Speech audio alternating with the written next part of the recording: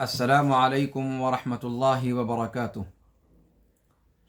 الحمد للہ رب العالمین والصلاة والسلام الأتمان الأكملان على محمد خاتم النبیین وعلى آلہ وصحبہ الغر الميامین ومن تبعہم وتابعیہم بإحسان إلى یوم الدین، اما بعد فأعوذ باللہ السمیع العلیم من الشیطان الرجیم، بسم اللہ الرحمن الرحیم۔ رب اشرح لی صدری ویسر لی امری واحلل عقدۃ من لسانی یفقہوا قولی۔ رب زدنی علما، سبحانک لا علم لنا الا ما علمتنا انک انت العلیم الحکیم۔ مشاہدین کرام، آج کے قصار الصور کے نئے درس میں آپ سبھی کا خیر مقدم ہے۔ جہاں جہاں سے بھی آپ ہمارے ساتھ جڑے ہیں، اللہ رب العالمین اس درس کو آپ سب کے لیے مفید بنائے، اور اس ماہ مبارک میں قرآن کے پڑھنے، پڑھانے، سمجھنے اور سمجھانے کے اجر میں اللہ رب العالمین ہم سب کو شریک فرمائے۔ خوشی ہوتی ہے جب اس درس کے تعلق سے آپ میں سے بعض احباب کمنٹس کرتے ہیں اور بعض اپنی رائے کا اظہار کرتے ہیں۔ اس سے ہمیں اپنے درس کو مزید سے مزید بہتر بنانے کا موقع ملتا ہے۔ میں شکر گزار ہوں کہ ہمارے ایک بہت ہی پیارے دوست جو امریکہ سے ہمارے ساتھ برابر جڑتے ہیں اور اس درس سے برابر مستفید ہوتے ہیں، انہوں نے کل ایک مشورہ دیا کہ دروس جب نشر کیے جاتے ہیں تو اس میں انگریزی زبان میں اور ہندی زبان میں بھی کیپشنز رکھے جائیں، تاکہ اس کے ذریعے سے عام لوگ آسانی کے ساتھ ویڈیو کلپ تک پہنچ سکیں۔ اور یہ مشورہ بہت معقول ان کا مجھے لگا، اور میں نے ان سے وعدہ کیا ہے کہ انشاءاللہ کوشش کریں گے کہ آج سے جو کلپس ہم ڈالیں یا جو نشر ہو ہماری ویڈیوز، ان کے اندر کم از کم انگریزی میں کیپشنز رہیں، تاکہ آسانی کے ساتھ لوگ اس کو سرچ کر سکیں اور وہاں تک پہنچ سکیں۔ چونکہ یہ عام افراد کے لیے ہی درس کا یہ سلسلہ شروع کیا گیا ہے، تو اس طریقے سے درس کے حوالے سے آپ کے ذہن میں بھی اگر کوئی تجویز آتی ہے، اس کو مزید سے مزید بہتر کیسے بنایا جا سکتا ہے، کن پہلوؤں پر زیادہ توجہ دینا مفید ہے، تو ہم آپ کے مشورے کے منتظر ہیں، اور خندہ پیشانی کے ساتھ ہم آپ کے مشوروں کو اپنے سر و چشم سے بسر و چشم قبول کریں گے، اور انشاءاللہ ان پر عمل درآمد کی کوشش کریں گے۔ آج کے درس میں انشاءاللہ العزیز ہم سورہ تین کے بارے میں پڑھیں گے۔ سورہ والتین بھی کہا جاتا ہے اس کو۔ یہ سورۃ مبارکہ سورہ انشراح کے بعد واقع ہے۔ آج اس سورت کے مضمون کو ہم دیکھیں گے کہ اس کے اندر اللہ رب العالمین نے کیا باتیں ذکر فرمائی ہیں، اور اس سورت کے اندر کن مضامین کو بیان کرنے کی کوشش کی گئی ہے۔ تو آئیے سب سے پہلے اس سورت مبارکہ کا ایک اجمالی مضمون دیکھ لیتے ہیں۔ اللہ رب العالمین فرماتا ہے، اعوذ باللہ من الشیطان الرجیم، بسم اللہ الرحمن الرحیم، والتین والزیتون وطور سینین وهذا البلد الامین لقد خلقنا الانسان فی احسن تقویم ثم رددناه اسفل سافلین الا الذین آمنوا وعملوا الصالحات فلهم اجر غیر ممنون فما يكذبك بعد بالدین الیس اللہ باحکم الحاکمین۔ قسم ہے تین کی، قسم ہے زیتون کی، قسم ہے تین کی یعنی انجیر کی، اور قسم ہے زیتون کی، اور قسم ہے طور سینا کی، اور قسم ہے امانت سے متصف شہر کی۔ لقد خلقنا الانسان فی احسن تقویم، یقیناً ہم نے انسان کو بہترین سانچے پر پیدا کیا، پھر ہم نے اس کو بالکل رذیل ترین حالت میں لوٹا دیا، سوائے ان لوگوں کے جو ایمان لائے اور نیک اعمال کیا، سوائے ان لوگوں کے جنہوں نے ایمان قبول کیا اور عمل صالح کیا، تو ان کے لیے نہ ختم ہونے والا اجر ہے۔ کس چیز نے تم کو یوم آخرت سے تکذیب پر ابھارا ہے؟ کیا چیز ہے جس نے تجھ کو قیامت کے دن کا انکار کرنے والا بنا دیا؟ کیا اللہ رب العالمین تمام فیصلہ کرنے والوں میں سب سے بڑا فیصلہ کرنے والا اور سب سے بہتر فیصلہ کرنے والا نہیں ہے؟ یہ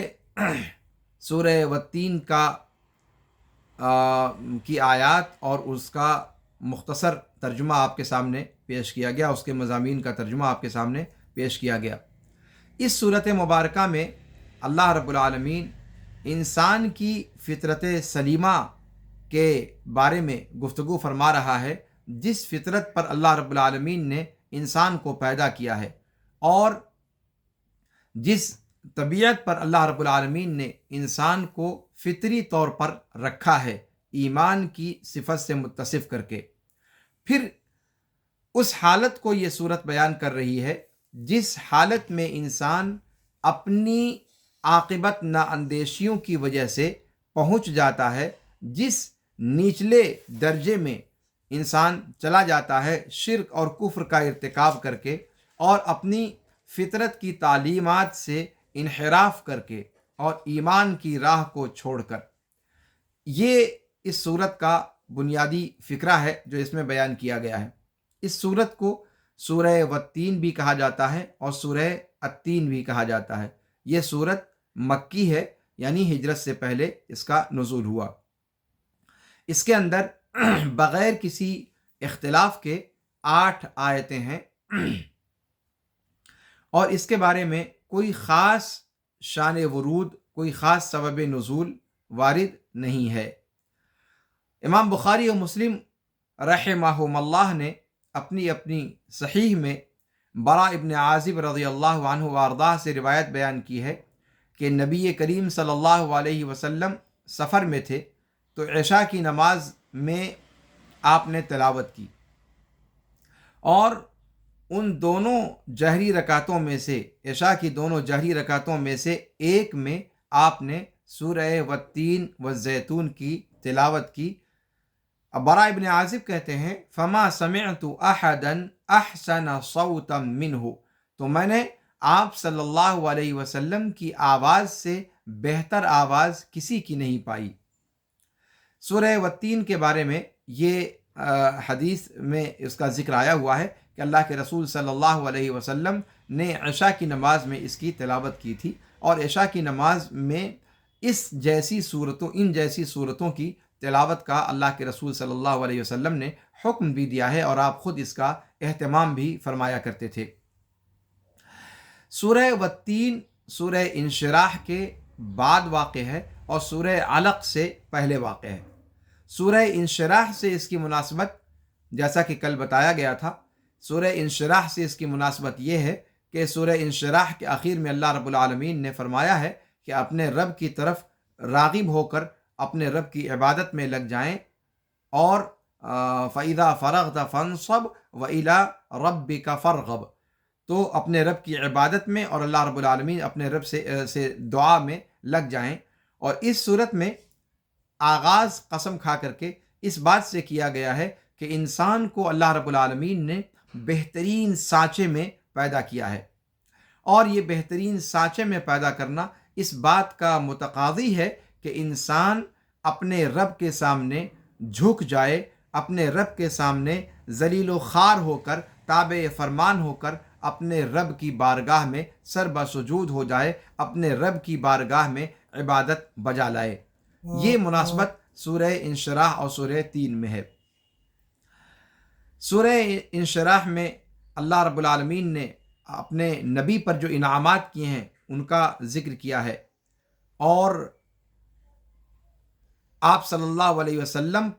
کو اور آپ صلی اللہ علیہ وسلم کے متبعین کو صحیح ڈگر پر چلنے کی تلقین کی ہے۔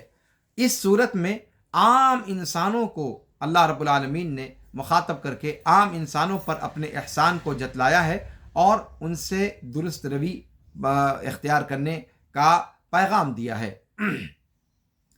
سورہ 3 اور سورہ علق میں مناسبت کیا ہے کہ سورہ 3 میں اللہ رب العالمین نے اپنی عظیم قدرت کو بتلایا ہے انسان کی تخلیق میں اللہ رب العالمین کی جو عظیم کاریگری ہے اس کو اللہ رب العالمین نے بیان کیا ہے، اور سورہ علق میں اللہ رب العالمین نے انسان کو تعلیم سے نوازا، اس چیز کا ذکر قرآن میں سورہ علق میں اللہ رب العالمین نے فرمایا ہے۔ سورہ علق میں بھی اللہ رب العالمین نے انسان کی تخلیق کا ذکر کیا ہے اور ساتھ میں تعلیم کا ذکر کیا ہے۔ گویا انسان کی تخلیق اور تعلیم یہ دونوں آپس میں ایک دوسرے کے ساتھ جڑے ہوئے ہیں، اور یہ مضمون آپ دیکھیں قرآن کریم کے اندر اور جگہوں پر بھی ذکر کیا گیا ہے۔ الرحمن علم القرآن خلق الانسان علمہ البیان۔ اب دیکھیں وہاں پر سورہ رحمان کے اندر اللہ رب العالمین نے تعلیم کو، علم کے احسان کو انسان کی تخلیق سے پہلے بھی ذکر کیا ہے اور انسان کی تخلیق کے بعد بھی ذکر کیا ہے۔ فرمایا علم القرآن، اس کے بعد کہا خلق الانسان، یعنی تعلیم قرآن کو تخلیق انسانی پر بھی اللہ رب العالمین نے مقدم کیا، اور اس کے بعد کہا علمہ البیان کہ عام تعلیم اللہ رب العالمین نے اسے عطا کی۔ تو تعلیم اور تخلیق یہ دونوں اللہ رب العالمین کے اتنے عظیم احسانات ہیں انسان کے اوپر، اتنے عظیم احسان ہیں کہ ان احسانوں کے مقابلے میں باقی کوئی احسان شمار اس کے مقابلے کا شمار نہیں کیا جا سکتا۔ اور چونکہ سورہ 3 کے اندر انسان کی خلقت اور بہترین ہیئت میں اس کی پیدائش کا تذکرہ کیا گیا ہے، اور سورہ علق کے اندر اللہ رب العالمین کی دوسرے احسان کو ذکر کیا گیا ہے، اور وہ ہے انسان کو اللہ رب العالمین کی جانب سے علم کی نعمت سے نوازا جانا اور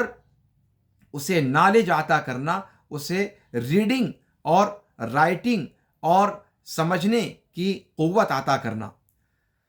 سورہ 3 میں اللہ رب العالمین نے کہا کہ انسان کو بہترین سانچے پر اللہ رب العالمین نے پیدا کیا، اور سورہ علق میں اس بہترین سانچے کی تفصیل بیان کی ہے۔ وہاں اللہ رب العالمین نے یہ بہترین سانچہ بنا کیسے، اس کی تفصیل بیان کی ہے کہ انسان کو اللہ رب العالمین نے علق سے پیدا کیا، یعنی جونک نما جو شکل ہوتی ہے اس جونک نما شکل سے اللہ رب العالمین نے پیدا کیا، جو مادر رحم میں جا کر چپک جاتا ہے، علق۔ تو سورہ علق میں انسان کی تخلیق کے آغاز کو ذکر کیا گیا ہے، اور یہاں سورہ والتین میں انسان کی تخلیق کے تکمیل کے بعد کا تذکرہ اللہ رب العالمین نے فرمایا ہے۔ اسی طریقے سے اللہ رب العالمین نے سورہ علق کے اندر آخرت کے احوال کو ذکر فرمایا ہے، جو سورہ 3 کے اندر جس چیز کو مجمل ذکر کیا گیا ہے، اجمال سے بیان کیا گیا ہے، اس کی تفصیل سورہ علق میں بیان کی گئی ہے۔ اس سورت کا بنیادی مقصد کیا ہے کہ انسان کی قیمت اور دین کے ذریعے سے اس کو جو مقام حاصل ہوتا ہے اللہ رب العالمین کی جانب سے، اس مقام کو بیان کرنا۔ اور یہی انسان جب اپنی قیمت کو بھول جاتا ہے اور دین کا جو شرف اللہ رب العالمین نے عطا کیا ہے اس کو، جب اس شرف کو وہ کھو بیٹھتا ہے تو کس قدر پاتال میں گر جاتا ہے۔ اللہ رب العالمین نے ان دونوں حالتوں کا کمپریزن اس صورت مبارکہ کے اندر کیا ہے۔ تو یہ صورت اسی مضمون کو بیان کرتی ہے۔ 1 نمبر سے 3 نمبر تک اللہ رب العالمین نے قسم کھائی ہے 3 جگہوں کی، والتین والزیتون وطور سینین وہذا البلد الامین۔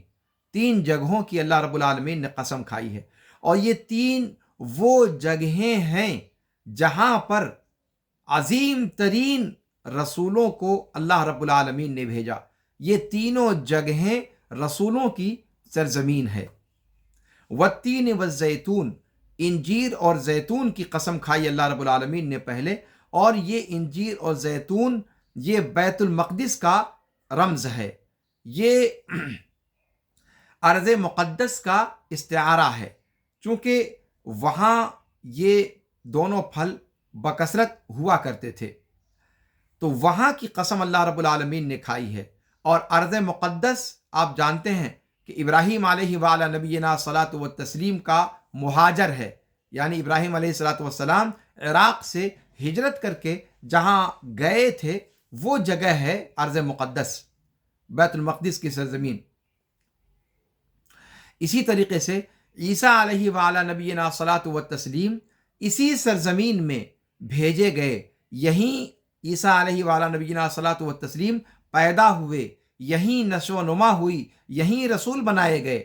تو عیسیٰ علیہ وعلی نبینا صلاۃ و تسلیم اور ابراہیم علیہ الصلاۃ والسلام ان دونوں کا تعلق ارض مقدس سے ہے۔ تو والتین والزیتون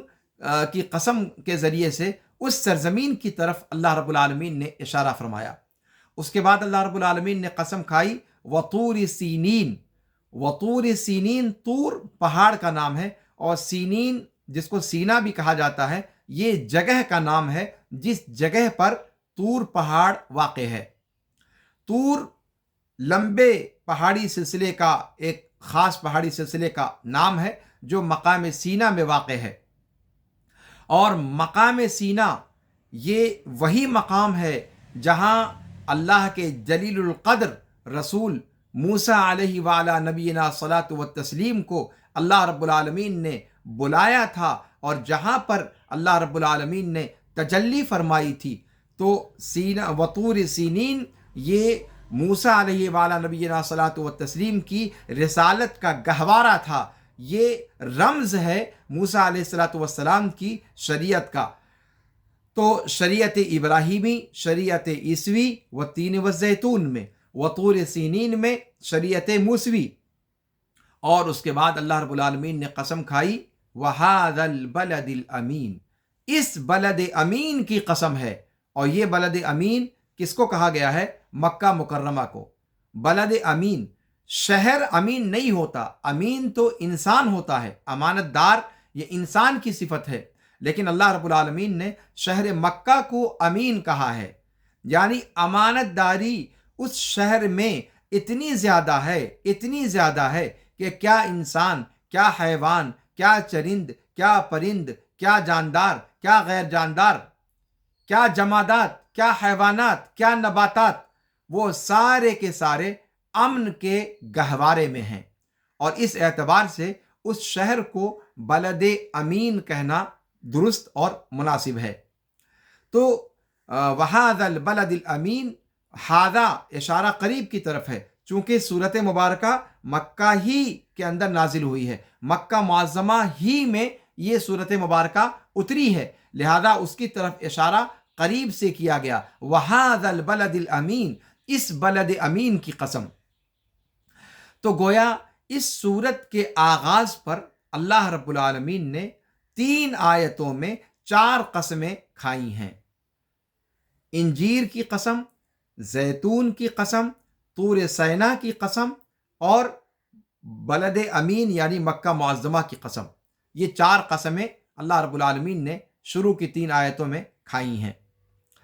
چوتھی آیت سے 6ٹھی آیت تک اللہ رب العالمین نے انسان کی تخلیق کا احسان جتلایا ہے کہ جس بہتر طریقے پر، فطرت حسنہ پر اللہ نے پیدا کیا انسان کو، اور بہترین ہیئت پر، اس سے پہلے کہ وہ اپنے آپ کو پاتال میں گرا لے۔ اصل تخلیق انسان کی اللہ رب العالمین نے فرمایا کہ لقد خلقنا الانسان، قسم اسی چیز پر کھائی ہے اللہ رب العالمین نے، 4 قسم کھا کر، اور پھر لقد خلقنا الانسان، لقد یعنی تاکید کا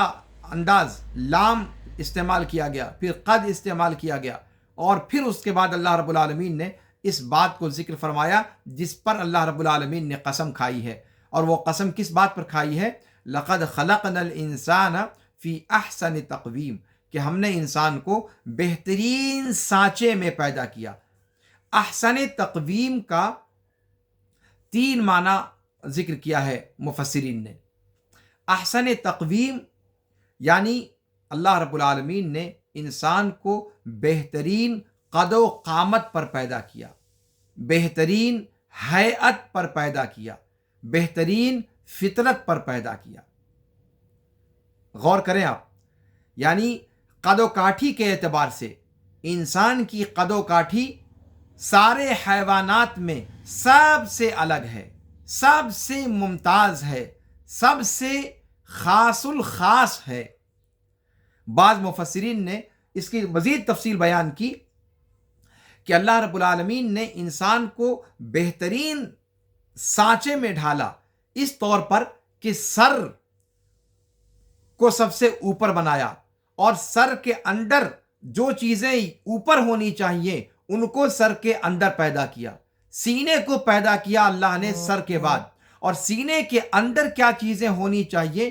اس کے سوٹیبل وہ اللہ رب العالمین نے سینے کے اندر پیدا کیا۔ اللہ رب العالمین نے اس کے بعد آنت کا حصہ رکھا، پیٹ کا حصہ رکھا، اور پیٹ کے اندر کیا چیزیں ہونی چاہیے اس جگہ پر تیسرے نمبر پہ، وہاں ان چیزوں کو اللہ رب العالمین نے رکھا۔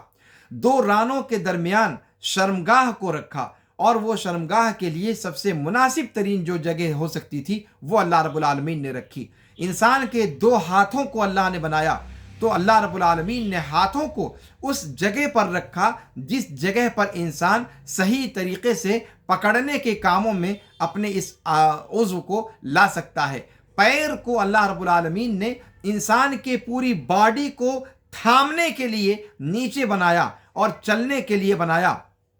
اور اسی پر انسان کے اوپر کے پورے کل پرزوں کو سیٹ کر دیا اور اسی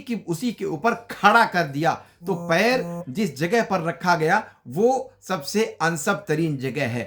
تو یہ مضمون احسن تقویم کا ہے کہ اللہ رب العالمین نے انسان کو بہترین سانچے میں پیدا کیا، یعنی انسان کی باڈی کا، انسان کے جسم کا جو حصہ جہاں پر لگانا چاہیے تھا اس اعتبار سے وہاں پر لگا کر سب سے اچھی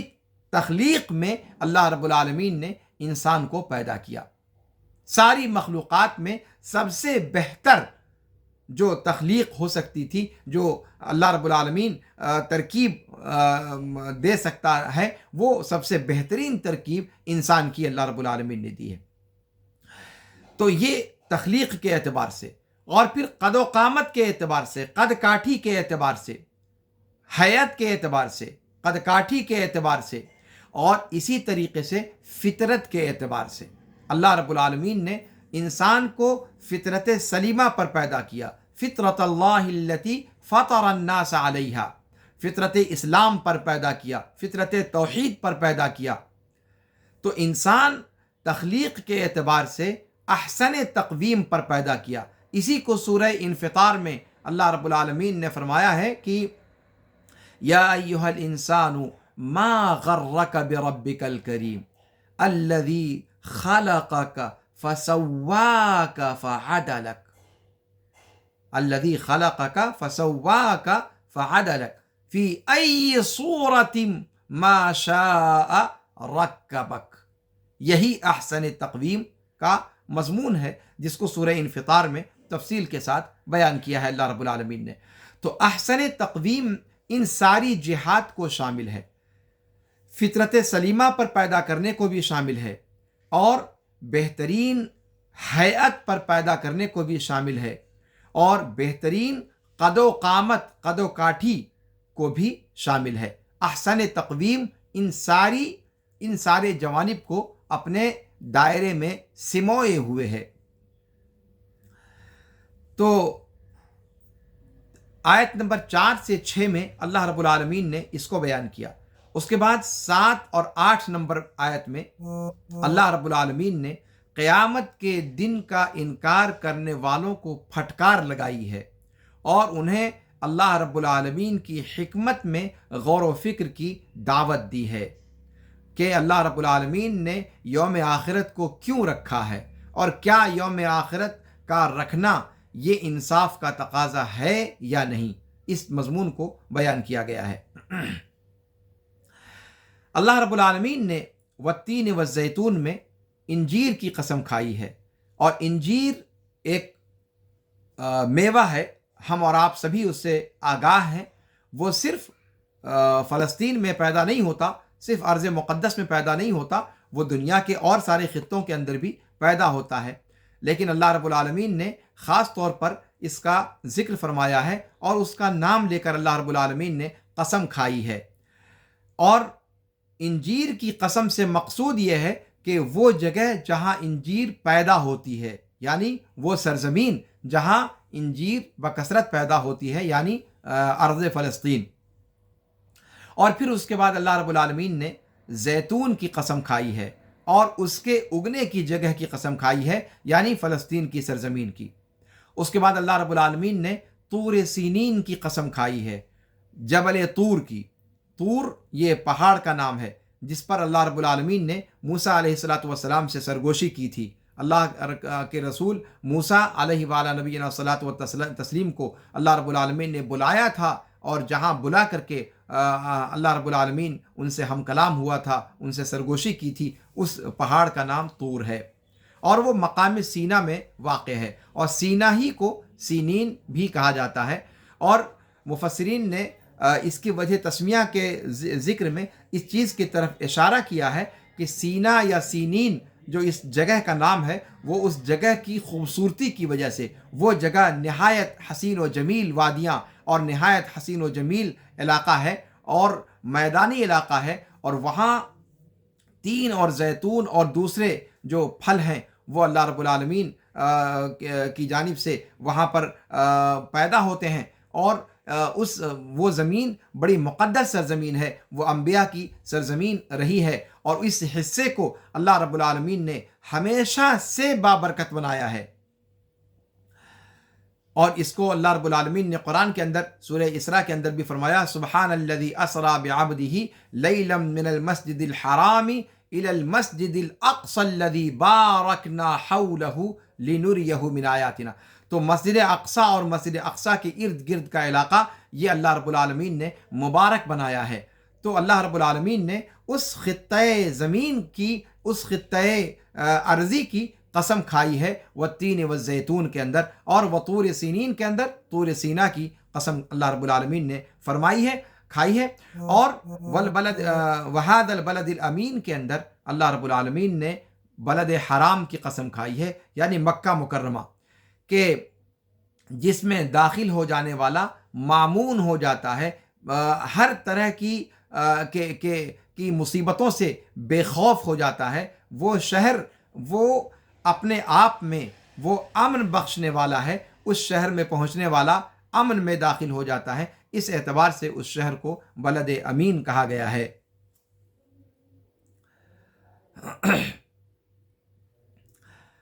یہاں پر اللہ رب العالمین نے انجیر کی قسم کیوں کھائی، زیتون کی قسم کیوں کھائی، اس کی ایک وجہ تو یہ بتائی کہ تین اور زیتون جس سرزمین پر بکثرت پیدا ہو رہی ہے اس سرزمین کی قسم کھانا مقصود ہے، لیکن کچھ مفسرین نے اس بات کی طرف بھی اشارہ کیا ہے کہ تین اور زیتون کی قسم اللہ رب العالمین نے کھائی ہے چونکہ تین یہ ایک ایسا میوہ ہے جو جنت کے میووں سے مشابہ قرار دیا گیا ہے، اس اعتبار سے اس کی قسم اللہ رب العالمین نے خاص طور پر کھائی ہے۔ اور زیتون کا درخت وہ مبارک درخت ہے، اور پھر زیتون کا جو پھل ہے وہ پھل اور اس کا تیل، وہ پھل کا پھل ہے اور تیل کا تیل ہے، اور پھر کھانے کا کھانا ہے۔ تو اس کے درخت اور اس کے پھل کے جو بکثرت منافع ہیں، بکثرت جو اس کے نفع اور اس کے فوائد ہیں، ان کو دیکھ کر کے زیتون کی قسم کھائی گئی ہے۔ اور اس لیے بھی کہ ارض شام میں یہ دونوں درخت کثرت کے ساتھ پائے جاتے ہیں، جہاں عیسیٰ علیہ السلام کی نبوت کی جگہ ہے۔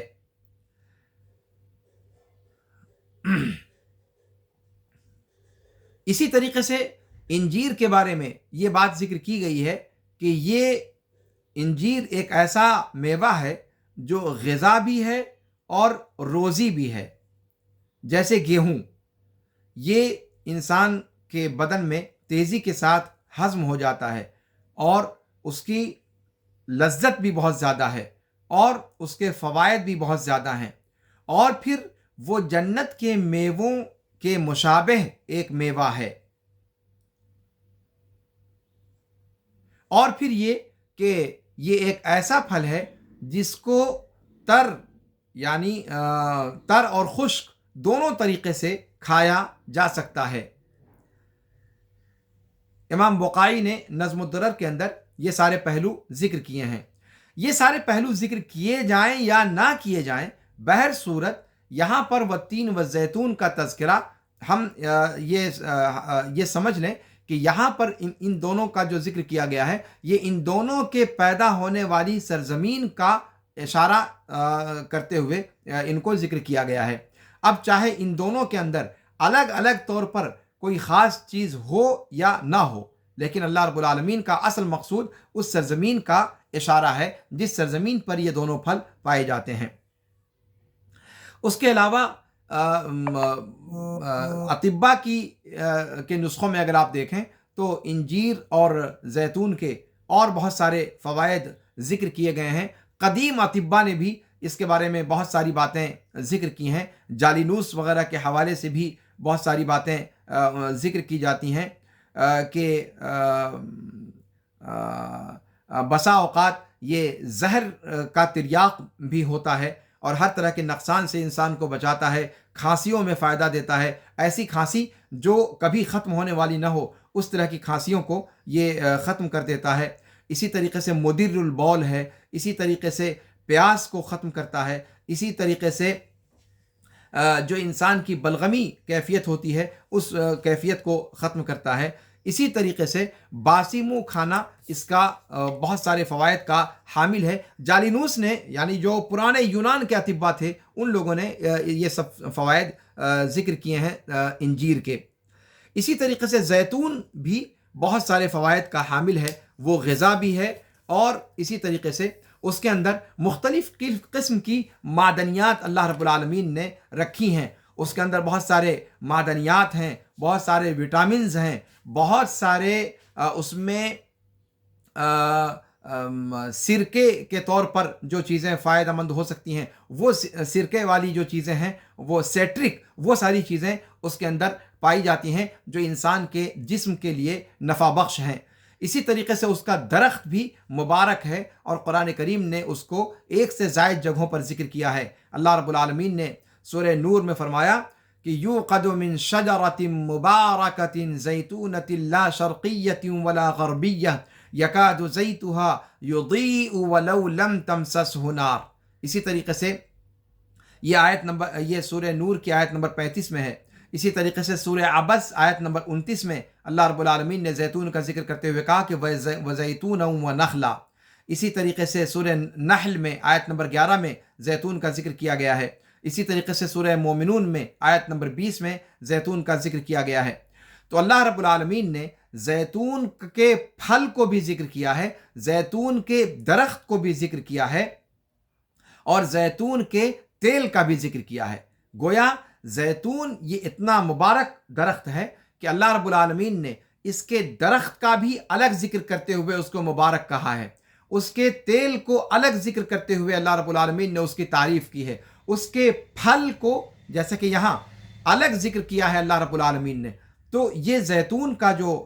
پھل ہے اور اس کا جو تیل ہے اور اس کا جو درخت ہے، یہ سارا کا سارا سود مند، نفع بخش اور انسان کے لیے فائدہ مند ہے،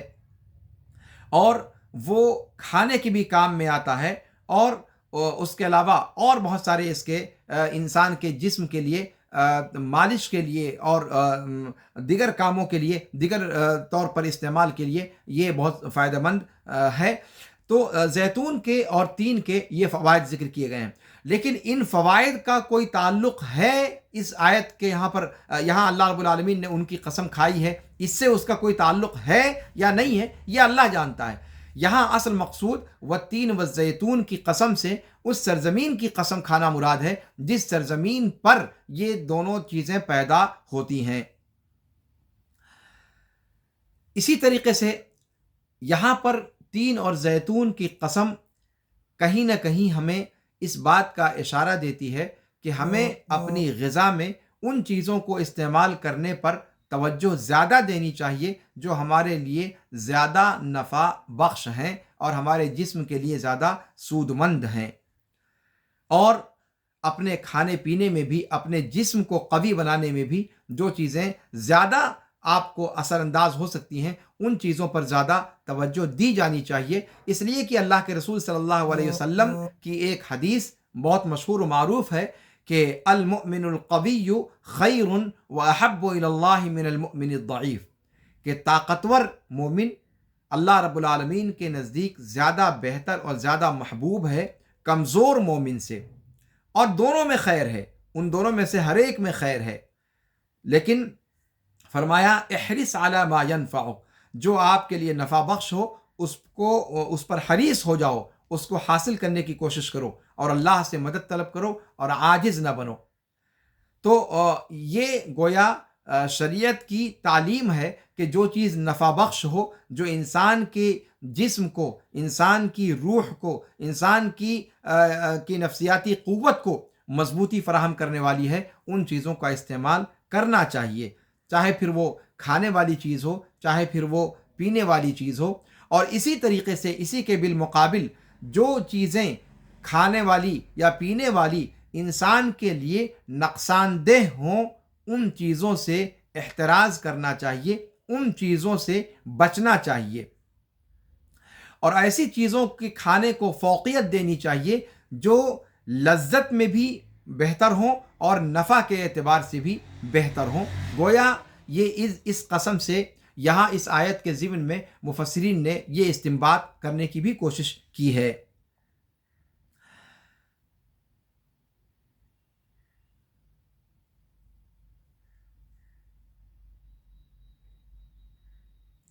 امام بقائی رحمہ اللہ نے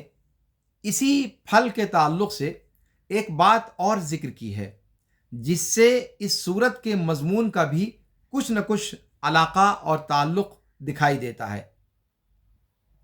امام بقائی رحمہ اللہ کہتے ہیں کہ ان دونوں میووں کا جو ذکر اللہ رب العالمین نے یہاں پر کیا ہے، ان دونوں میں تقابل ہے۔ انجیر کا جو میوہ ہے، اس سے جب یہ تر و تازہ ہو تب بھی فائدہ اٹھایا جاتا ہے، جب خشک اور سوکھا ہوا ہو تب بھی اس سے فائدہ اٹھایا جاتا ہے،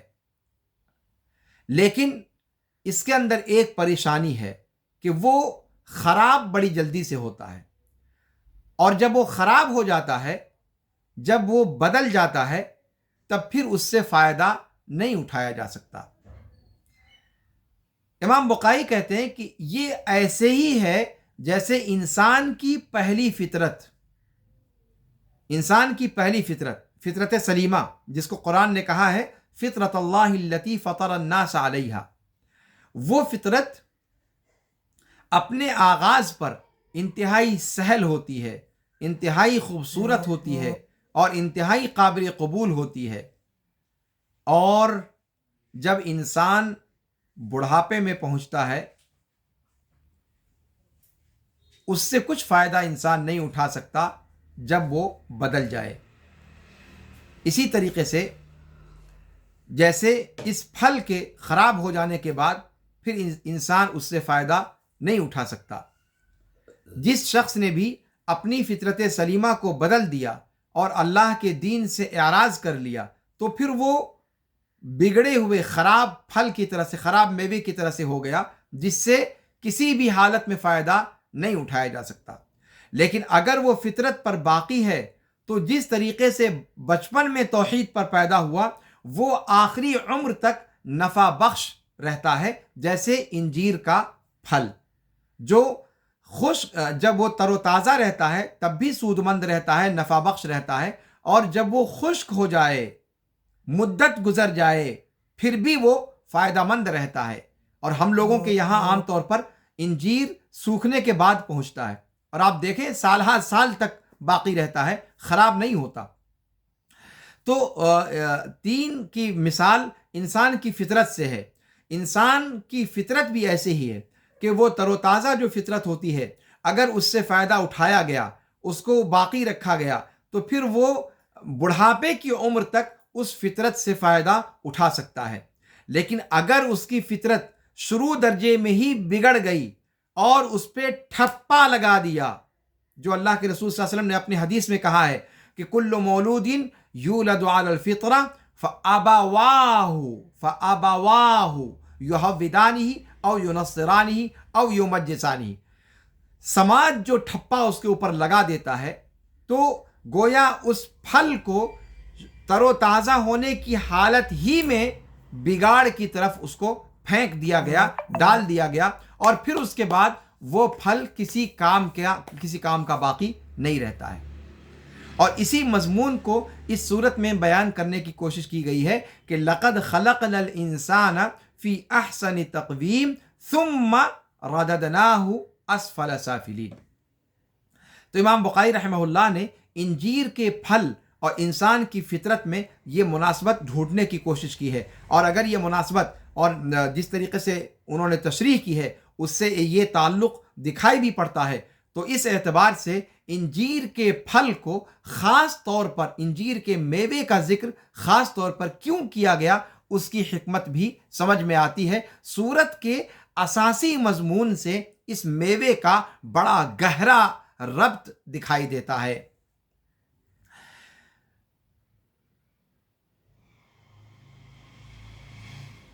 اسی طریقے سے زیتون کا پھل ہے، زیتون کا پھل اس کے بالمقابل ہے۔ وہ پھل کبھی خراب نہیں ہوتا، کوئی اس کے اندر بگاڑ لاحق نہیں ہوتا، اور اس کے منافع بہت زیادہ ہیں، اس کے فوائد بہت زیادہ ہیں۔ ایک مومن کی طرح سے جو حق پر ثابت قدم رہتا ہے، اور اس کا فائدہ خود اس کی ذات کو بھی پہنچتا ہے، اور اس کے علاوہ جو اس کے ارد گرد ہیں ان کو بھی اس کا فائدہ پہنچتا ہے۔ جیسے زیتون کا درخت ہے، زیتون کا پھل ہے، یہ کھانے کی بھی کام آتا ہے، اور جلانے کی بھی کام آتا ہے، روشنی کے بھی کام آتا ہے، اور اس کا تیل اور اس کا درخت اور یہ ساری کی ساری چیزیں اللہ رب العالمین نے مبارک بنائی۔ تو گویا اس کی مثال ایک مومن کی مثال ہے جس میں بگاڑ کہیں سے نہیں آتا۔ تو تین اور زیتون میں یہ مناسبت امام بقائی رحمہ اللہ نے نظم الدرر فی تناسب الآیات والسور، ان کی مشہور تفسیر ہے جس میں انہوں نے آیات کی مناسبت کا تذکرہ کیا ہے، سورتوں کی مناسبت کا ذکر کیا ہے، اس میں انہوں نے اس چیز کو ذکر فرمایا ہے۔ یہ تو ہو گئی اس پھل کی خصوصیت اور اس میوے کی خصوصیت،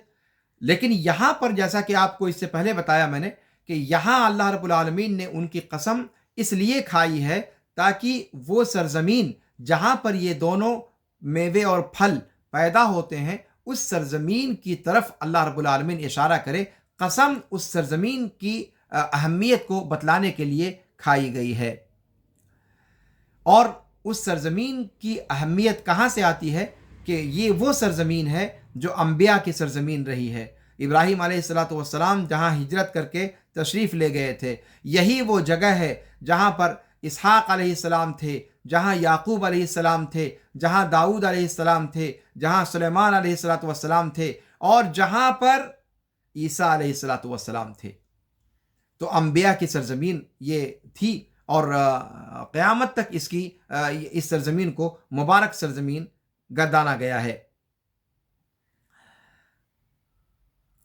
اور پھر اس بات کی طرف اشارہ کہ اللہ رب العالمین نے جیسے انسان کے جسم کی غذا کے لیے میووں اور پھلوں کا انتظام کیا ہے، اسی طریقے سے اللہ رب العالمین نے وحی کے ذریعے سے انسان کی روح کی غذا کا بھی انتظام کیا ہے۔ یہ تو ہو گئی والتین والزیتون کی بات۔ وطور سینین، طور سینین یہ بھی مبارک خطوں میں سے ہے، مبارک جگہوں میں سے ہے، اور یہ وہ جگہ ہے جہاں پر عظیم ترین برکت اتری تھی، اور وہاں پر اللہ رب العالمین کی تجلی ہوئی تھی۔ اللہ کے رسول موسیٰ علیہ وعلیٰ نبینا صلاۃ و تسلیم نے اللہ رب العالمین سے شرف ہم کلامی حاصل کی تھی وہاں پر، اور جہاں پر موسیٰ علیہ وعلیٰ نبینا صلاۃ و تسلیم کو نبوت کی خلاص سے سرفراز کیا گیا تھا، یہ وہ جگہ ہے۔ تو آپ دیکھتے ہیں کہ وطور سینین کے اندر بھی جس جگہ کا ذکر کیا گیا ہے وہ کتنی متبرک مبارک جگہ ہے۔ اس کے بعد وحاد البلد الامین، یہ مکہ مکرمہ کی قسم کھائی گئی، اور مکہ مکرمہ کو امین کا نام دیا گیا اس لیے کہ جو بھی اس شہر کے اندر آتا ہے وہ مامون ہو جاتا ہے۔ اللہ رب العالمین نے اس شہر کو حرام قرار دیا ہے اپنی تمام مخلوقات پر، اس لیے کہ اس میں جو درخت پائے جاتے ہیں، اس میں جو حیوان پائے جاتے ہیں، ان میں سے کسی کو آپ مار نہیں سکتے، کسی کو آپ ٹچ نہیں کر سکتے۔ ہر ایک کی حرمت کا خیال کرنا آپ کے اوپر ضروری ہو جاتا ہے۔ اور یہ ابراہیم علیہ الصلاۃ والسلام کی دعوت کی تصدیق بھی ہے۔ مکہ کے لیے انہوں نے دعا کرتے ہوئے کہا تھا کہ وَإِذْ قَالَ إِبْرَاهِيمُ رَبِّ اجْعَلْ هَذَا بَلَدًا آمِنًا وَارْزُقْ أَهْلَهُ مِنَ الثَّمَرَاتِ مَنْ آمَنَ مِنْهُمْ بِاللَّهِ وَالْيَوْمِ الْآخِرِ قَالَ وَمَنْ كَفَرَ فَأُمَتِّعُهُ قَلِيلًا ثُمَّ أَضْطَرُّهُ إِلَىٰ عَذَابِ النَّارِ وَبِئْسَ الْمَصِيرُ۔ یہاں پر ابراہیم علیہ الصلاۃ والسلام کی دعا کا ذکر کیا ہے اللہ رب العالمین نے، کہ انہوں نے دعا کی تھی کہ اے میرے رب تو اس شہر کو امن والا بنا دے، امن والا بنا دے۔ تو گویا اس بلد امین کو اللہ رب العالمین نے جو بلد امین بنایا ہے وہ ابراہیم علیہ الصلاۃ والسلام کی دعا کی بدولت ہے۔ اللہ رب العالمین نے ان کی دعا کو قبول فرماتے ہوئے اس بلد کو، اس شہر کو قیامت تک کے لیے امن کا، آشتی کا گہوارہ بنا دیا۔ یہ تینوں جگہیں جن کی قسم اللہ رب العالمین نے کھائی ہے، یہ انبیاء کرام کی بعثت کی جگہیں ہیں۔ بڑی بڑی جو شریعتیں اتریں، شریعت ابراہیمی، شریعت موسوی، شریعت عیسوی اور شریعت محمدی، ان ساری بڑی بڑی شریعتوں کے ظاہر ہونے کی جگہ ہیں۔ عیسیٰ علیہ السلام، موسیٰ علیہ السلام، محمد صلی اللہ علیہ وسلم کی نبوت کے حاصل ہونے کی جگہیں ہیں۔ تو اللہ رب العالمین نے اشرف ترین جگہوں کی قسم کھائی ہیں۔ پھر ان سے زیادہ اللہ رب العالمین نے اشرف چیز کی قسم کھائی، پھر اس سے زیادہ اشرف کی قسم کھائی، اور پھر ان دونوں سے زیادہ اشرف کی قسم کھائی۔ یعنی پہلے والتین والزیتون، ارض مقدس کی قسم کھائی اللہ رب العالمین نے، فلسطین کی قسم پہلے نمبر پہ، یہ سب سے مقدس جگہ ہے۔ لیکن اس کے بعد جس کی قسم کھائی وہ اس سے بھی زیادہ مقدس ہے، اور وہ کون سی؟ وطور سینین۔ اور پھر اس کے بعد جو تیسری قسم آگے ذکر کی، وہاد البلد الامین، یہ ان دونوں کے مقابلے میں زیادہ مقدس، زیادہ افضل، زیادہ اشرف، زیادہ ارفع، زیادہ اعظم ہے۔ تو گویا قسم کے اندر بھی افضلیت کی ترتیب کو باقی رکھا گیا ہے۔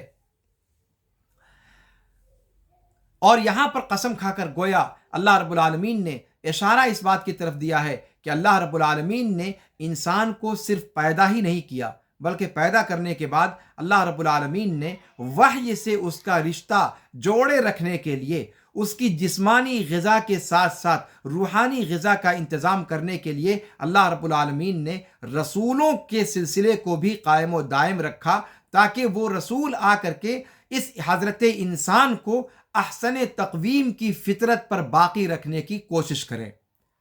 لیکن انسانوں میں سے ایک طبقہ وہ ہے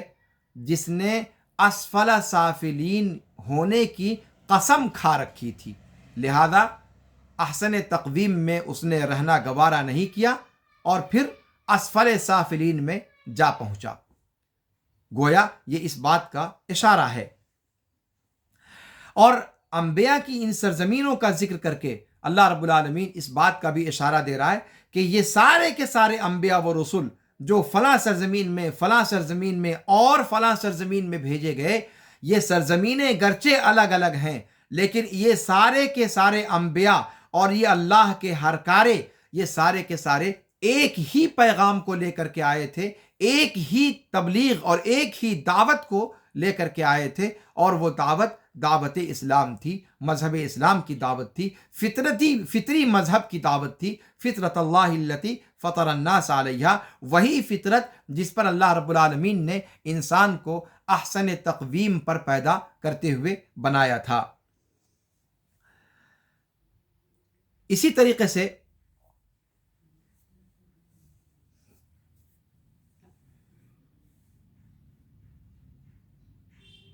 اللہ رب العالمین نے جب مکہ کی قسم کھائی تو وہاں پر اللہ رب العالمین نے سابقہ قسم کی طرح سے یہ نہیں کہا، مثال کے طور پر قرآن کے علاوہ میں، کہ والتین والزیتون وطور سینین والبلد الامین، مطلب اصولی طور پر اگر آپ دیکھیں تو انداز تو وہی چلا آ رہا ہے نا، قسم ہے تین کی، قسم ہے زیتون کی، قسم ہے طور سینا کی، قسم ہے بلد امین کی، لیکن یہاں انداز بدل دیا گیا۔ یہاں جب مکہ کا ذکر اللہ رب العالمین نے کیا تو یہاں پر پہلے اس میں اشارہ استعمال کیا، وَهَذَا الْبَلَدِ الْأَمِينَ، وَهَذَا الْبَلَدِ الْأَمِينَ، یہ ہاذا، یہ اضافہ کیوں کیا گیا؟ مفسرین کہتے ہیں کہ بلد امین کی قسم کھانے سے پہلے اللہ رب العالمین نے یہ اس کا جو اشارہ کیا کہ اس بلد امین کی قسم کھاتا ہوں، یہ اس شہر کی تعظیم کو بتلانے کے لیے،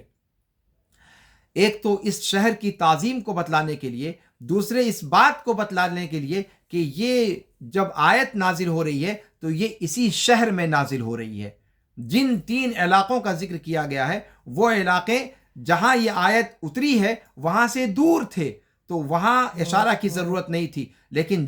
جب مکہ کا ذکر کیا تو ہاذا کے ذریعے سے کیا، چونکہ وہیں یہ آیت کریمہ اتر رہی تھی، وہیں یہ صورت مبارکہ نازل ہو رہی تھی، اور یہ آپ صلی اللہ علیہ وسلم کی نگاہوں کے سامنے بھی تھا اور مشرکین مکہ کی نگاہوں کے سامنے بھی یہ شہر تھا۔ اس لیے ان سب کی نگاہوں کو موڑنے کے لیے اور اس شہر کی طرف توجہ دلانے کے لیے یہاں اللہ رب العالمین نے بلد امین کی قسم اس میں اشارہ کے بعد کھائی ہے، اس بلد امین کی قسم، یہ اللہ رب العالمین نے فرمایا۔ اور اللہ رب العالمین نے یہ مکہ کو جو امن کا شہر بنایا، اس امن کا شہر جو قرار دیا، اس امن کے شہر کے ہونے کا احسان اللہ رب العالمین نے قریش پر بھی جتلایا۔ اللہ رب العالمین نے سورہ قریش کے اندر، سورہ عنکبوت کے اندر، اللہ رب العالمین سورہ عنکبوت آیت نمبر 67 میں فرماتا ہے کہ اولم یروا انا جعلنا حرما آمنا ویتخطف الناس من حولهم افبالباطل یؤمنون وبنعمت اللہ یکفرون۔ اللہ رب العالمین نے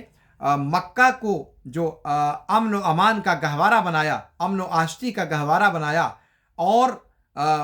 اس کے ارد گرد کے علاقے جس طریقے سے لوٹ مار کا گہوارہ تھے، اللہ رب العالمین نے اس شہر کے امن و امان کا حوالہ دے کر کفار و مشرکین اور اہل مکہ کو، قریش کو اللہ رب العالمین نے اس چیز کا احسان جتلایا کہ کیا اس احسان کا بدلہ یہی ہے کہ تم اس طریقے سے اللہ رب العالمین کے پیغامات کے ساتھ اس طرح کا رویہ اختیار کرو۔ سورہ قصص میں اللہ نے فرمایا اولم نمکن لهم حرما آمنا یجبا الیہ ثمرات کل شیء رزقا من لدنا ولکن اکثرهم لا یعلمون۔ تو گویا یہ امن و امان کا گہوارہ ہے یہ شہر جس کو اللہ رب العالمین نے، جس کی اللہ رب العالمین نے قسم کھائی ہے۔ لقد خلقنا الانسان فی احسن تقویم ثم رددناه اسفل سافلین الا الذین آمنوا وعملوا الصالحات فلهم اجر غیر ممنون۔ یہاں پر اللہ رب العالمین نے کہا کہ انسان کو ہم نے بہترین سانچے پر، بہترین منہج پر، بہترین فطرت پر پیدا کیا، اس طور پر کہ وہ اپنے رب کو پہچاننے والا تھا، اپنے رب کی وحدانیت کی گواہی دینے والا تھا، لیکن پھر بعد میں کیا ہوا؟ ثم رددناه اسفل سافلین، پھر ہم نے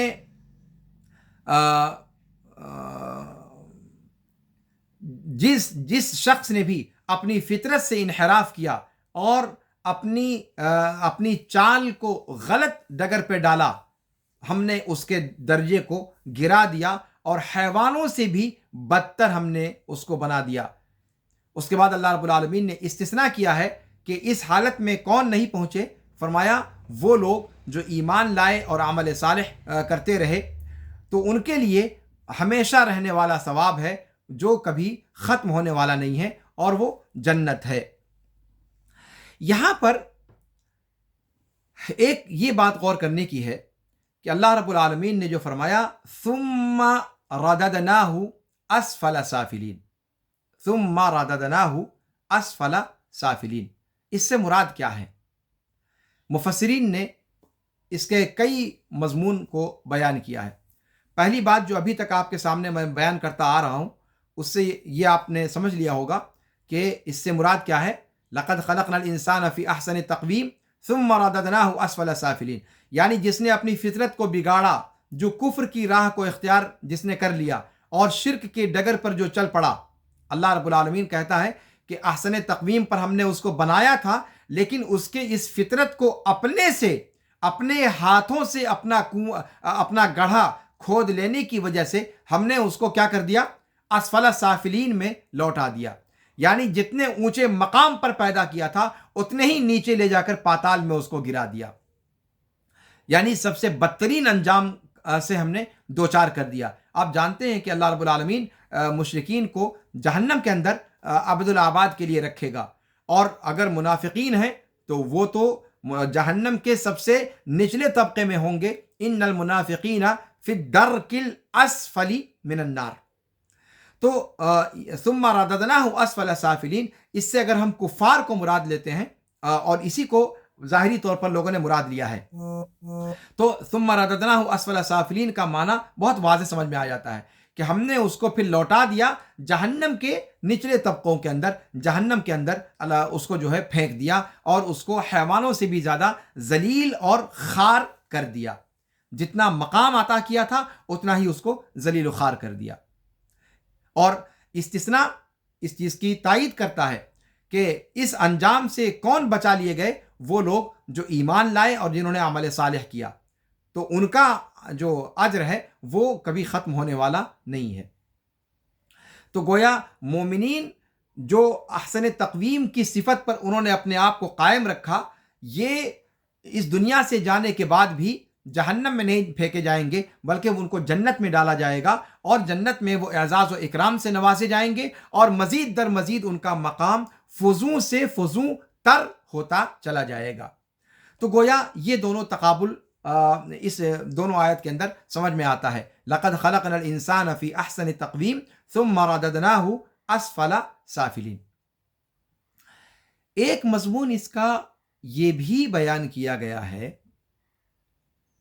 دیکھیے یہ بات میں ذکر کر دوں کہ یہ جو معنی بیان کیا ہے مفسرین نے، اکثر مفسرین نے اسی معنی کو بیان کیا ہے۔ ایسی صورت میں الا الذین آمنوا وعملوا الصالحات، یہ استثناء متصل ہوگا، یعنی مستثنی متصل ہوگا، یعنی جو پہلے بات ذکر کی جا رہی ہے انہی سے براہ راست استثناء کیا گیا ہے۔ لیکن اب جو معنی میں بیان کرنے جا رہا ہوں، اس معنی کو اگر ہم مراد لیتے ہیں تو پھر آگے جو استثناء آ رہا ہے وہ استثناء منقطع ہو جائے گا، یعنی لیکن کے معنی میں ہو جائے گا، اس کا پہلے کلام سے کوئی تعلق باقی نہیں رہے گا۔ وہ معنی کیا بیان کیا ہے، اور وہ معنی بھی مراد لیا جا سکتا ہے۔ اللہ نے فرمایا لقد خلقنا الانسان فی احسن تقویم، ہم نے انسان کو بہترین سانچے میں، بہترین قد و قامت کے ساتھ، بہترین ہیئت پر پیدا کیا۔ یہ انسان کی ابتدائی مرحلے کو بتلاتا ہے۔ انسان لڑکپن سے بچپنے میں جاتا ہے، بچپنے سے نوجوانی، پھر جوانی، پھر اس کے بعد انسان اپنے پیروں پر مکمل قوت کے ساتھ کھڑا ہوتا ہے، اپنی قد و قامت کے ساتھ۔ لیکن اس کے بعد کیا ہوتا ہے؟ ثم رددناہ اسفل سافلین۔ اللہ رب العالمین اس آیت میں ثم کے ذریعے سے بیان کر رہا ہے، یعنی اس میں ٹائم لگتا ہے، احسن تقویم پر زیادہ مدت انسان باقی رہتا ہے، اور پھر اس کے بعد ایک لمبی مدت کے بعد ثم رددناہ اسفل سافلین۔ یہاں مفسرین نے یہ قول بھی نقل کیا ہے کہ ثم رددناہ اسفل سافلین، یہ اشارہ ہے حرم کی طرف، یعنی انسان کے سٹھیا جانے کی طرف۔ انسان جب اتنی زیادہ انسان کے ارذل عمر کی طرف، جب انسان اپنی عمر کی آخری دہلیز پر پہنچ جاتا ہے، جب انسان اپنی عمر کا شتک مار چکتا ہے، یا انسان 70 80 90 کی دہائی میں پہنچ جاتا ہے، تب انسان پھر الٹے اس کا قد جھکنا شروع ہو جاتا ہے، اور پھر وہ بچپنے کی طرف وہ لوٹنا شروع ہو جاتا ہے، اور احسن تقویم جو اس کی اللہ رب العالمین نے بنائی تھی وہ احسن تقویم باقی نہیں رہ جاتی۔ تو یہ معنی بھی ثم رددناہ اسفل سافلین سے مراد لیا گیا ہے۔ لیکن اگر یہ معنی مراد لیتے ہیں تو پھر مومن کافر کی تو بات نہ رہی، اس لیے کہ یہ جو عمر کے اندر جو تغیر آتا ہے، انسان کے قد و قامت پر جو فطری تبدیلیاں آتی ہیں، جو نیچرل تبدیلیاں آتی ہیں، وہ تو ایمان والوں پر بھی آتی ہیں اور غیر ایمان والوں پر بھی آتی ہیں۔ تو پھر اس میں ایمان اور غیر ایمان کی کوئی خصوصیت نہ رہی۔ لیکن آئیے دیکھتے ہیں کہ کیا واقعی ایسا ہے۔ انسان اپنی جوانی کے عالم میں وہ ہر چیز کرنے پر قادر ہوتا ہے، ہر چیز وہ کر سکتا ہے، جو چیز چاہے وہ اپنا مالک و مختار ہوتا ہے۔ لیکن جب انسان سٹھیا جاتا ہے، یا جب 80 90 کی عمر کو پہنچ جاتا ہے، یا جب شتک لگا چکتا ہے، تب وہ ارذل عمر کو پہنچ جاتا ہے، اور ارذل عمر کو پہنچنے کے بعد اسے اس چیز کا بھی ہوش نہیں رہتا کہ کہاں وہ پیشاب کر رہا ہے، کہاں وہ پاخانہ کر رہا ہے، کیا وہ کھا رہا ہے، کیا وہ پی رہا ہے، کہاں وہ لیٹ رہا ہے، کسی چیز کا شعور اس کو باقی نہیں رہتا۔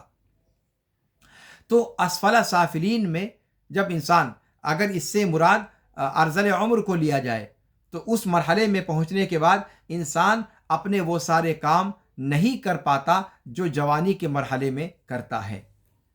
لیکن یہیں سے الا الذین آمنوا والی آیت کا مضمون ہمیں سمجھ میں آتا ہے۔ اگر یہ معنی مراد لیتے ہیں کہ اس سے عمر کا تغیر مراد ہے، کہ احسن تقویم سے مراد جب تک انسان اپنے قد کاٹھی پر مضبوط باقی رہتا ہے، اور اسفل سافلین سے مراد ارذل عمر کو پہنچنا ہے، تب الا الذین آمنوا وعملوا الصالحات یہ مومن اور کافر کے درمیان حد فاصل بنتا ہے۔ کیا کہا اللہ رب العالمین نے کہ یہ جو حرم کی عمر کو پہنچنے کا معاملہ ہے، یہ انسان کے ساتھ قدر مشترک ہے، اس لیے کہ اللہ نے لقد خلقنا الانسان کہا ہے، اور انسان یہ مومن کافر سب کو شامل ہے۔ تو عمر کے اس مرحلے میں ارذل عمر کو، حرم کی عمر کو، یا 100 سال یا 90 سال یا 80 سال کی عمر کو سارے انسان پہنچتے ہیں جس کو اللہ رب العالمین نے عمر دراز کی ہے، اور وہ اس مرحلے میں پہنچنے کے بعد کسی چیز کے کرنے کے لائق نہیں بچتا۔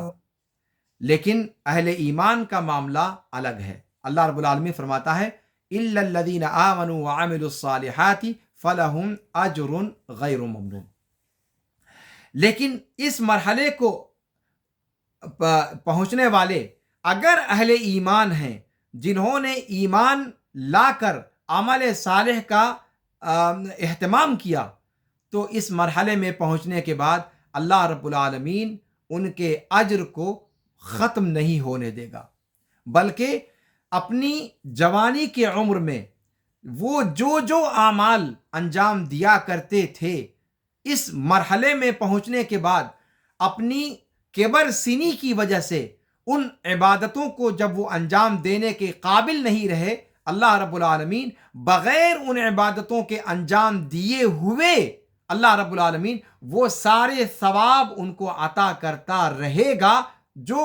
عبادت وہ اپنی صحت کے ایام میں یا اپنی جوانی کے ایام میں کیا کرتے تھے۔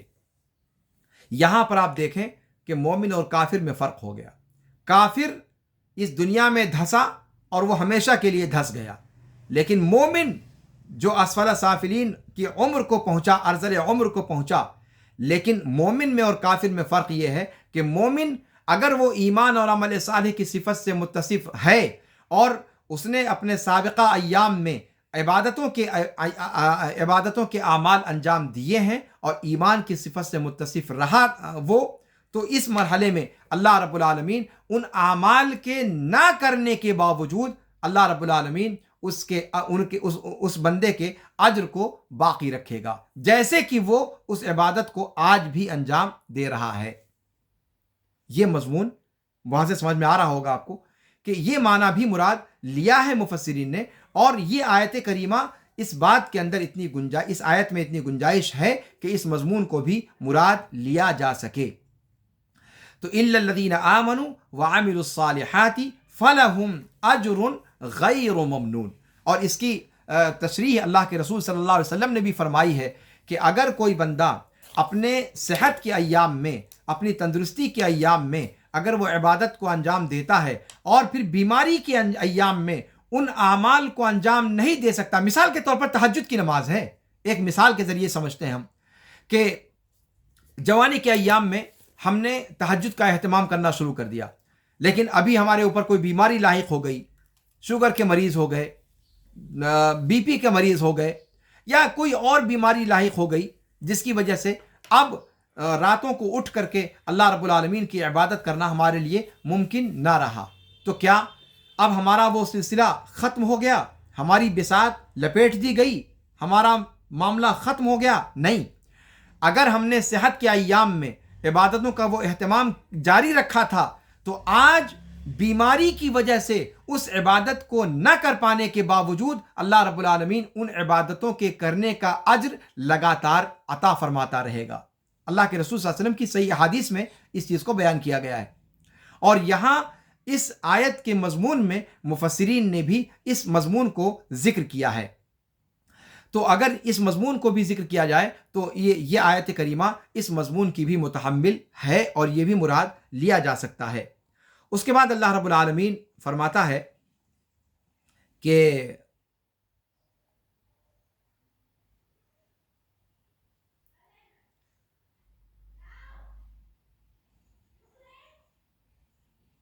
فما یکذبک بعد بالدین الیس اللہ باحکم الحاکمین۔ فما یکذبک بعد بالدین، یعنی کون سی چیز ہے جو تمہیں اے انسان اس بات پر ابھارتی ہے کہ تم بدلے کے دن کو جھٹلاؤ۔ فما یکذبک، ما یکذبک، ما یہاں موصولہ بھی کہا گیا ہے اور ما استفہامیہ بھی پڑھا گیا ہے، لیکن اس کی تفصیل میں اگر میں جاؤں گا تو بات زیادہ لمبی ہو جائے گی۔ بہرحال عام ترجمہ جو اس کا کیا جاتا ہے وہ ما استفہامیہ کا کیا جاتا ہے، تو جو ما استفہامیہ کا ترجمہ ہم کریں گے تو کیا معنی ہوگا کہ فما یکذبک بعد بالدین ای فای شیء یحملک ایھا الانسان علی التکذیب بیوم الجزاء، کہ کون سی چیز تمہیں اے حضرت انسان اس بات پر ابھارتی ہے کہ تم بدلے کے دن کو جھٹلا دو۔ یہاں پر اللہ رب العالمین نے استفہام کے طور پر یہ آیت کریمہ نازل فرمائی ہے، یعنی اللہ رب العالمین کی قدرت کاملہ کا مشاہدہ کرنے کے بعد انسان کو، تم کو اللہ نے کیسے پیدا کیا اور پھر کیسے ایک لمبی عمر کے بعد ایک خاص مرحلے میں تمہیں جھکا دیا، اس کو بھی، اور پھر انجام کار کے اعتبار سے کسی کو جنت کا مستحق قرار دیا، کسی کو جہنم کا مستحق قرار دیا، اسفل سافلین میں لوٹایا، ان ساری چیزوں کو دیکھنے کے بعد بھی، اس کی علامات کا مشاہدہ کرنے کے بعد بھی کون سی چیز ہے جو تمہیں قیامت کے دن کے انکار پر ابھارتی ہے؟ یہاں پر آپ دیکھیں کہ اللہ رب العالمین نے قیامت کے دن کے انکار کی بات کی ہے۔ فما یکذبک بعد بالدین، بالدین ای بیوم الدین، قیامت کے دن کا انکار کیوں؟ یعنی اس کا مطلب یہ ہے کہ انسان اپنی تخلیق میں اللہ کا انکار نہیں کرتا۔ آپ جانتے ہیں اس بات کو کہ مشرکین مکہ بھی اس بات کا انکار قطعاً نہیں کرتے تھے کہ ہمیں پیدا کرنے والا اللہ رب العالمین ہے۔ قرآن کریم میں بے شمار آیات ہیں جو اس بات کو بتلاتی ہیں کہ کفار مکہ بھی یہ عقیدہ رکھتے تھے کہ پیدا کرنے والا اللہ تعالیٰ ہے۔ یہاں پیدا کرنے والے کا انکار نہیں کر رہے ہیں یہ لوگ۔ انکار کس چیز کا ہے؟ انکار اس چیز کا ہے کہ مرنے کے بعد پھر دوبارہ کیسے زندہ کیا جا سکتا ہے۔ یہ کفار اس کو نہیں مانتے تھے، اور اللہ رب العالمین ان کو یہ سمجھانا چاہ رہا ہے کہ ارے گدھو، پہلی بار پیدا کرنا زیادہ مشکل ہے۔ ایک بار جب اللہ تعالیٰ پیدا کر چکا ہے اور اس کو تم بھی مانتے ہو، تو پھر دوبارہ موت کے بعد دوبارہ ان کو پیدا کرنا اللہ کے لیے کیا مشکل ہے؟ جب پہلی بار تم مانتے ہو کہ اللہ رب العالمین نے تمہیں پیدا کیا، تو پھر تم اس بات کو کیوں نہیں مان کر دیتے کہ اللہ رب العالمین دوبارہ بھی تمہیں زندہ کر سکتا ہے؟ جبکہ دوبارہ زندہ کرنا یہ پہلی بار پیدا کرنے کے مقابلے میں زیادہ آسان ہے، اور یہ انسان اپنی منطق سے، لاجک سے بھی اس چیز کو سمجھ سکتا ہے۔ تو گویا یہاں پر اللہ رب العالمین یہ بتلانا چاہ رہا ہے کہ تم اللہ کو در حقیقت خالق مانتے ہی نہیں ہو، اس لیے کہ اگر تم اللہ کو خالق مانتے تو تم یوم آخرت کا انکار کیسے کر سکتے تھے؟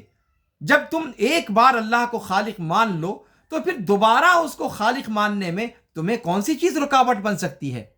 اور پھر تم تصور کیسے کر سکتے ہو کہ اللہ رب العالمین قیامت کے دن دوبارہ جو ہے وہ زندہ نہیں کرے گا، جب وہ پہلی بار زندہ کر سکتا ہے، پہلی بار پیدا کر سکتا ہے، اور پہلی بار پیدا کرنا زیادہ دشوار ہے، تو دوبارہ پیدا کرنے کا انکار کیسے کرتے ہو؟ دوبارہ پیدا کر کے دوبارہ جزا اور سزا کا دن قائم کرے گا اللہ تعالیٰ، اس چیز کا انکار کیسے کر سکتے ہو؟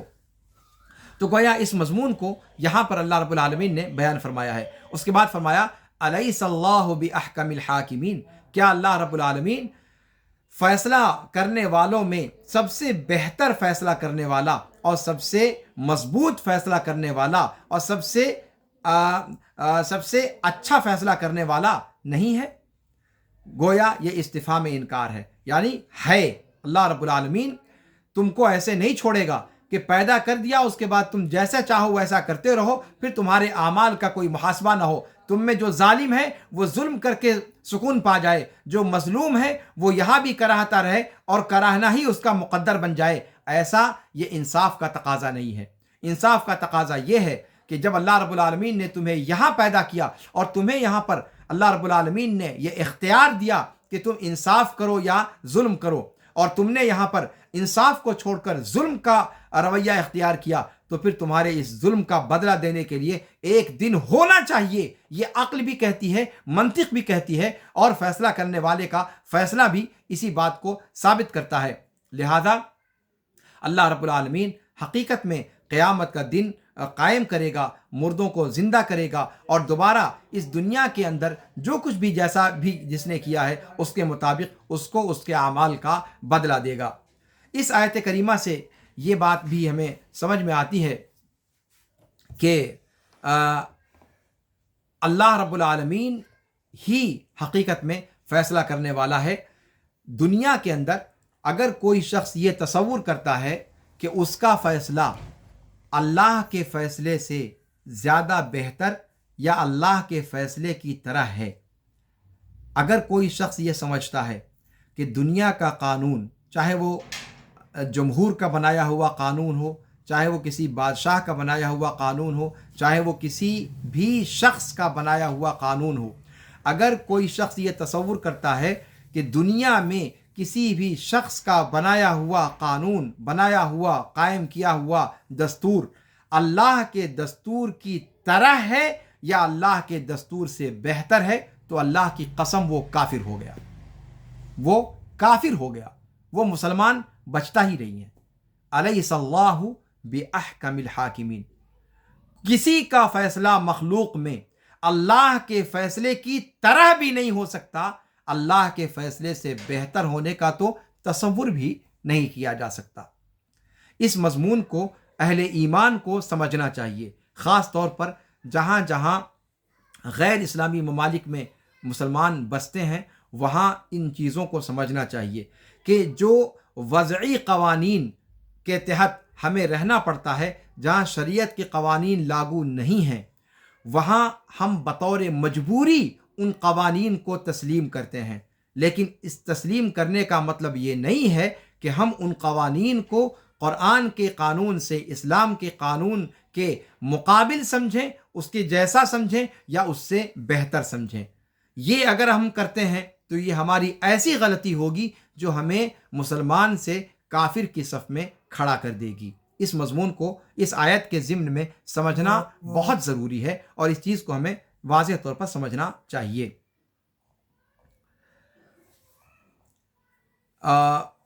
سورہ 3 میں جو اہم باتیں ذکر کرنی تھیں وہ میں نے آپ کے سامنے ذکر کی۔ اس میں اور ساری باتیں بھی کہی جا سکتی ہیں، لیکن چونکہ وقت کا بھی تقاضا ہے اور آپ کی سمع خراشی کافی دیر سے میں کر رہا ہوں، اس لیے مجھے اب مناسب نہیں لگتا کہ میں مزید اس موضوع پر کوئی گفتگو کروں۔ پھر انشاءاللہ اگلے درس میں اگلی صورت کے ساتھ آپ کے سامنے حاضر ہوں گا۔ تب تک کے لیے اللہ رب العالمین سے دعا ہے کہ اللہ رب العالمین ہمیں اپنے حفظ و امان میں رکھے۔ اللہ رب العالمین اس ماہ رمضان میں ہمارے ذریعے سے انجام دی ہوئی ساری عبادتوں کو، روزوں کو، تلاوت قرآن کو،